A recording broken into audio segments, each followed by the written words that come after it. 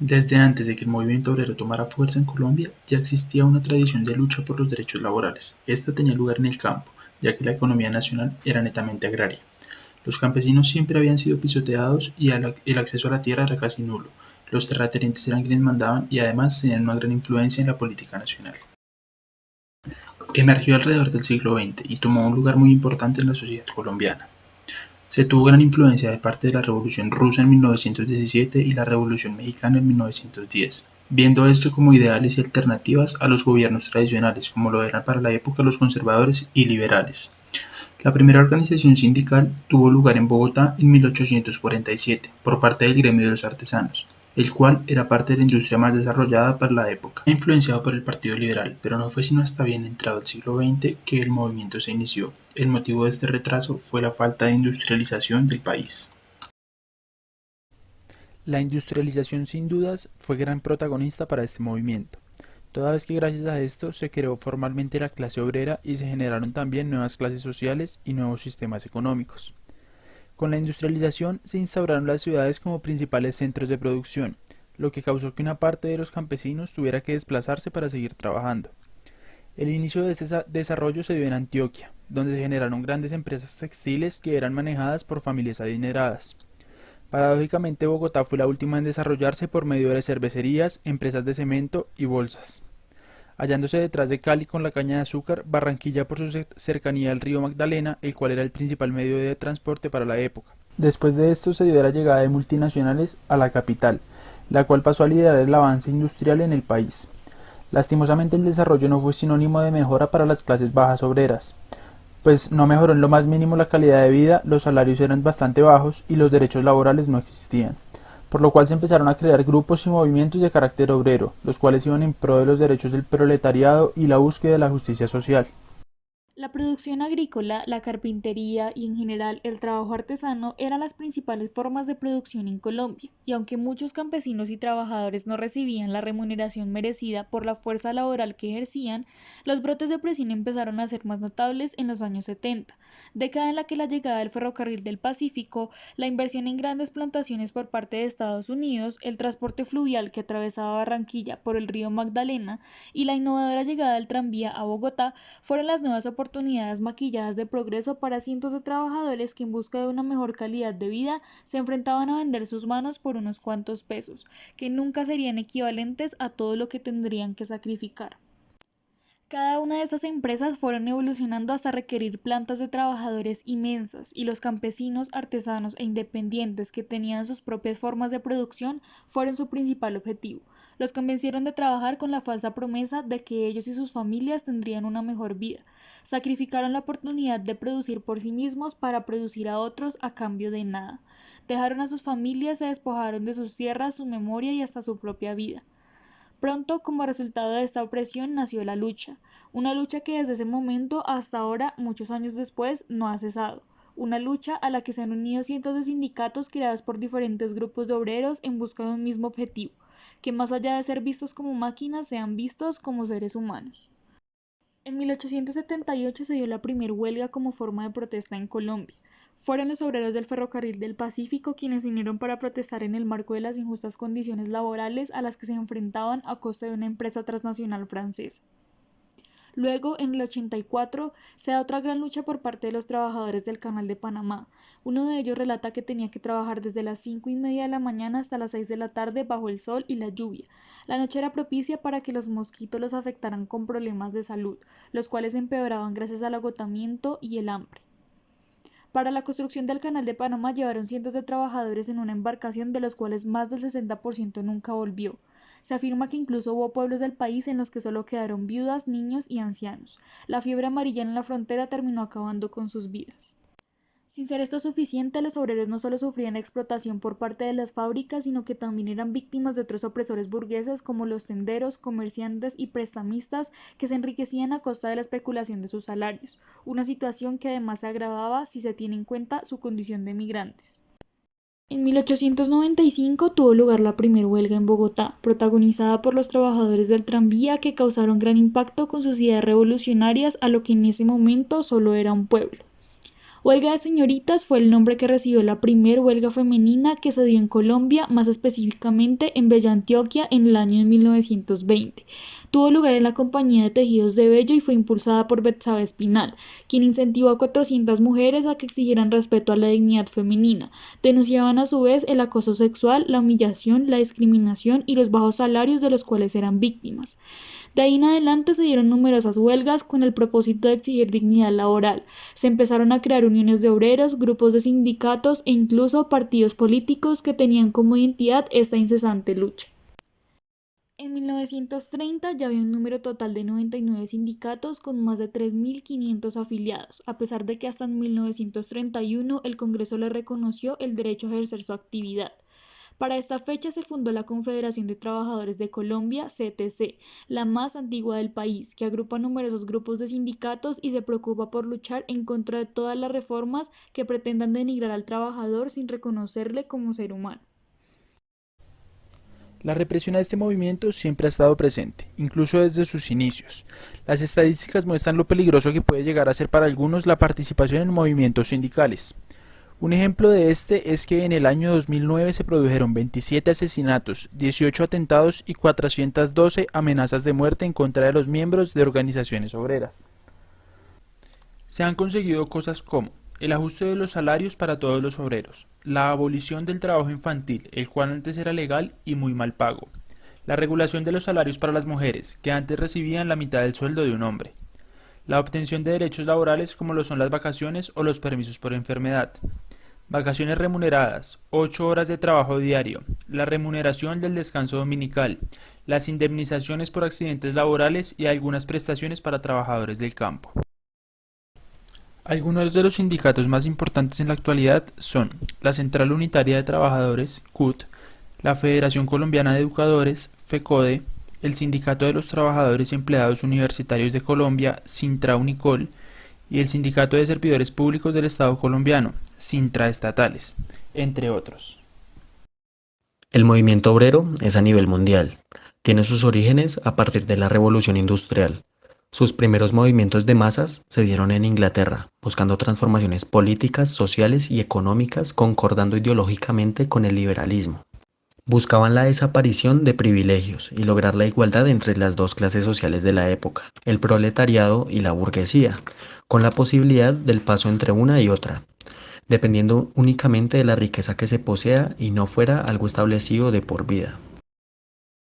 El objetivo principal del movimiento obrero es defender los derechos de los trabajadores, velar por mejores condiciones laborales, horarios dignos y además de un sueldo que valore el esfuerzo de estos, ya que existe un desequilibrio entre los capitalistas y los trabajadores. La repartición de la riqueza es inequitativa. Por ello, el pueblo se ha visto obligado a levantarse en contra de esta injusticia, al ver que el Estado no hacía nada a favor del pobre y sí a favor de los empresarios e industriales. Estos levantamientos se dieron por medio de protestas, bloqueos y paros nacionales. Los trabajadores, al ser una inmensa mayoría, han obligado al gobierno a sentarse a negociar y paulatinamente se ha ido consiguiendo ciertos objetivos como mejores condiciones laborales, un poder de voz más influyente y ganancias más acordes al esfuerzo empleado. Sin embargo, continúa un desbalance considerable entre el rico y el pobre. La riqueza en el mundo se sigue repartiendo de manera tal que los escasos ingresos que logran los empleados se les arrebata para favorecer a los poderosos, ya sea por medio de impuestos o a través de los precios de los productos de consumo, pues son los empresarios los que manejan las industrias y por lo tanto el mercado y asimismo todo el sistema económico capitalista. En el 2019, en Chile, se llevó a cabo un movimiento social en contra del presidente Sebastián Piñera, por la manera en que éste regía el país, al darle continuidad y mantener vigentes aspectos de la Constitución que utilizó el régimen del expresidente y dictador Augusto Pinochet para reprimir a su pueblo durante el periodo comprendido entre 1973 y 1990. A raíz de esto, el pueblo decidió salir a protestar, tomándose las calles. Este movimiento fue enfrentado por el poder militar, quien, a través del uso de la fuerza indiscriminada, dejó miles de heridos y más de 350 personas con alguna mutilación ocular. Es decir, que era tanta la represión militar que literalmente salir a protestar en Chile costaba un ojo de la cara. De la anterior situación nos va a hablar más a profundidad Leonardo Guerrero. Bueno, mi nombre es Leonardo Guerrero, soy presidente del Movimiento Obrero Popular de Chile. No somos un partido político, pero somos una organización que busca cambios políticos.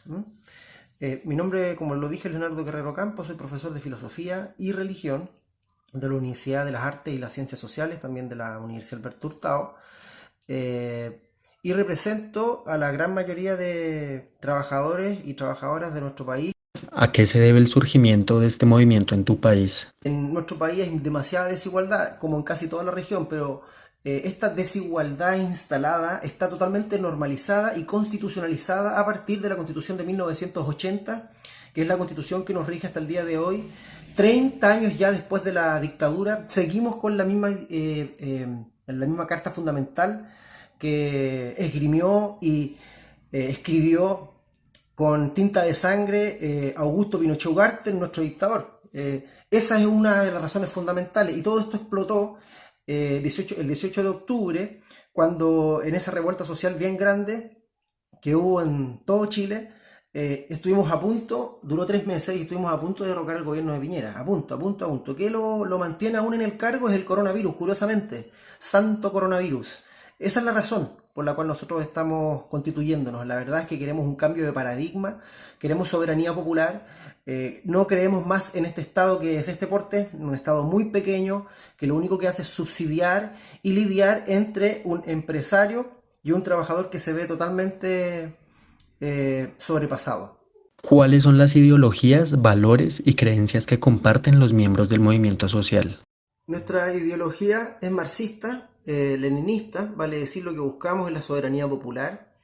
Creemos que llegó el momento en América Latina y en gran parte del mundo de poder establecer una nueva realidad, en donde el sujeto tenga un respeto por lo humano, en donde el factor humano sea fundamental a la hora de coincidir en aspectos tales como la economía, la salud, la educación y otros aspectos que son fundamentales para la vida social, la vivienda, el poder tener espacio para la familia, que es la recreación, que es importante, pilares que en nuestro país se vieron afectados en algún momento de la historia por la dictadura de Pinochet, que fue el gobierno de la Unidad Popular de Salvador Allende.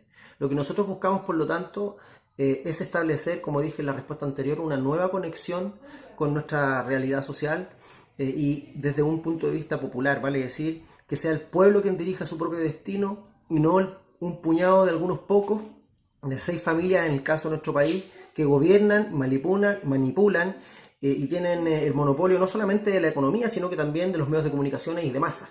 Lo que permite la perpetuidad de un modelo que está a todas luces echado a perder. ¿Qué objetivos tienen los miembros de este movimiento?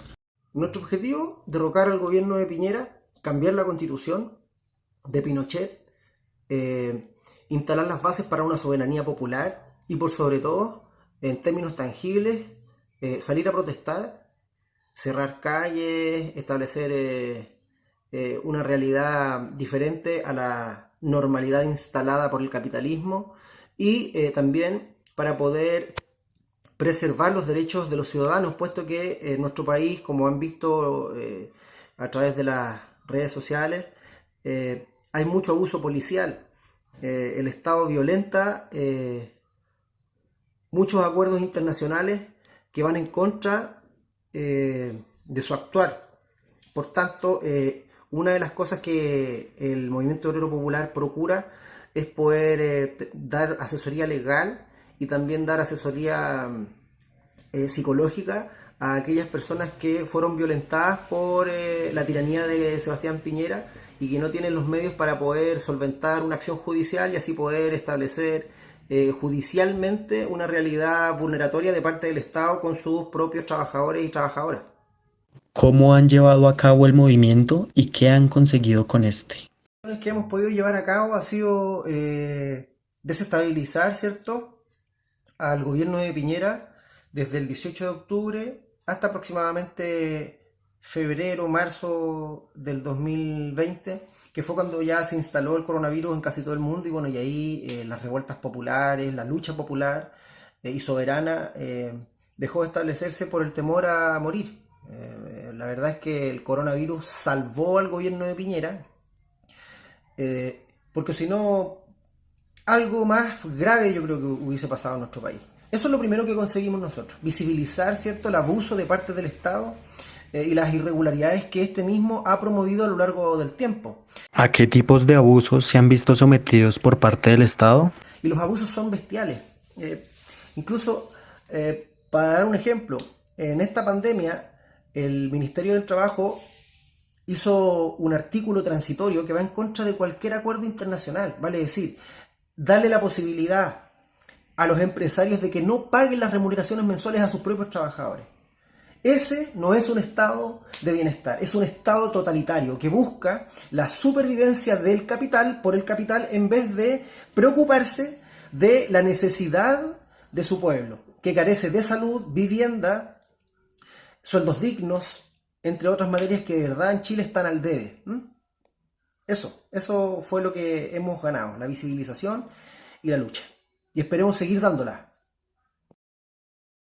La creencia que comparte el movimiento obrero colombiano se basa en la manifestación como voz de protesta, debido a que en sus inicios se utilizaba este recurso para reclamar sus derechos y cambiar las condiciones laborales con las que los capataces maltrataban a sus empleados. Hoy en día, la manifestación sigue siendo una gran fuente de protesta y algunos estados, al ver este tipo de manifestaciones, deciden escuchar a los sindicatos y dar resoluciones en vez de aguantar la presión social. La ideología que comparte este movimiento es una ideología marxista. Se basa en el socialismo, un socialismo utópico, ya que esta corriente se basa en la igualdad entre el proletario y la burguesía, siendo todos pertenecientes a un mismo nivel social. Se le llama utópico porque aún no se ha podido comprobar su funcionamiento. También el babuismo, un término francés cuyo objetivo es la eliminación de la brecha entre el proletario y la burguesía. El proceso comunicativo que se genera con este movimiento es la participación de los voceros principales para difundir las ideas. Como en un principio se hizo, la voz de la protesta y la ideología se fue transmitiendo de voz en voz y así cada vez se hizo más fuerte el objetivo del movimiento. Ahora los medios de comunicación se encargan de difundir la idea con la comunidad, aunque dependiendo de sus intereses. Aún así, el mensaje no se pierde. Por el contrario, el mensaje comunicativo continúa siendo más fuerte, permitiendo difundir las ideas del movimiento. Los valores que comparte este movimiento se basan en la equidad como base principal, el trato igualitario para todos los trabajadores. La lucha de este movimiento será siempre colectiva, ya que busca una transformación positiva de la sociedad, por lo que se requiere una solidaria intervención entre todos los individuos, un respeto mutuo y una tolerancia por aquellos que no defienden los mismos intereses. La CUD es la central más grande que existe en el país. Tenemos aproximadamente 800,000 trabajadores de los sectores productivos más importantes del país y somos la central que de forma sistemática y permanente viene organizando una batalla, liderando una batalla contra el gobierno, contra sus políticas, tanto laborales como sociales.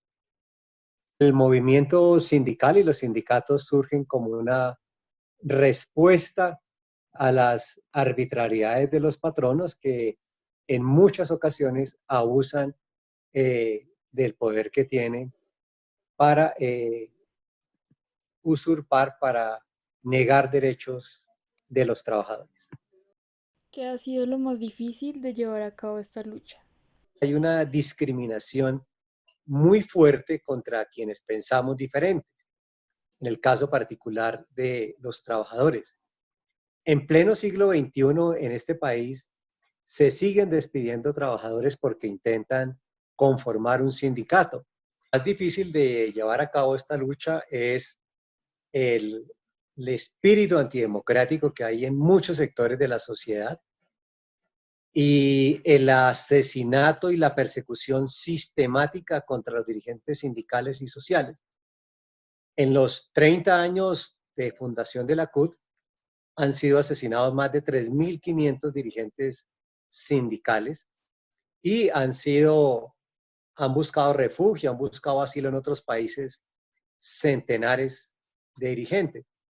Esto no ha sucedido en ningún país del mundo y por supuesto que es una dificultad real de hacer sindicalismo en una sociedad que estimula el paramilitarismo y el asesinato a quienes piensan diferente.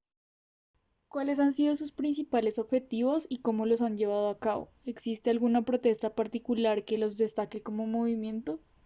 El 21 de noviembre, liderado por el movimiento sindical, se desarrolló un paro nacional el más importante en los últimos 60 años, en el cual todos los sectores de la sociedad expresaron su descontento contra la política de este gobierno.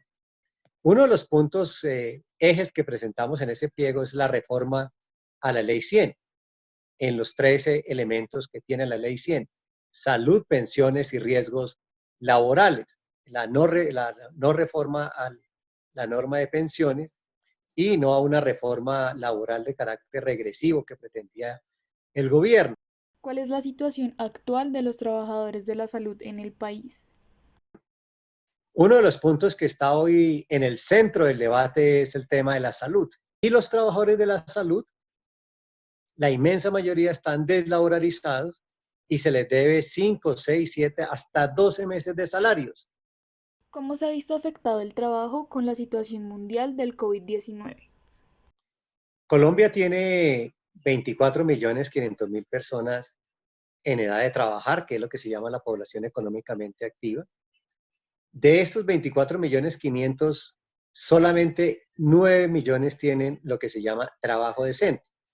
Y hay aproximadamente 15 millones que se encuentran en la informalidad laboral y en el cuentapropismo, en el rebusque. Hoy están en el más completo abandono por parte del Estado. Y allí también podemos mencionar a cerca de 2.500.000 personas mayores de 60 años que no tienen pensión y que no son beneficiarios de los auxilios que da el gobierno, que se denominan Colombia Adulta o Familias en Acción. El gobierno no toma estas decisiones para generar ingresos para los sectores sociales. Vamos a tener la tormenta perfecta de la desgracia. Las personas van a salir a la calle a rebuscarse, van a contagiarse y a contagiar otras personas, y entraremos en un periodo de recesión. Resolvámoslo con un dicho: no hay mal que dure 100 años. Creo que necesitamos que todos los trabajadores del país se organicen. La organización es el único mecanismo ideal para defender los derechos de los trabajadores. Finalmente, ¿qué mensaje dejaría a los trabajadores del mañana? A ustedes, jóvenes estudiantes, cuando entren a su etapa productiva, deben de tener una posición de defender sus derechos, de defender los derechos y los intereses de otros trabajadores iguales a ustedes. Creo que ese es un papel que deben de tener las nuevas generaciones en nuestro país.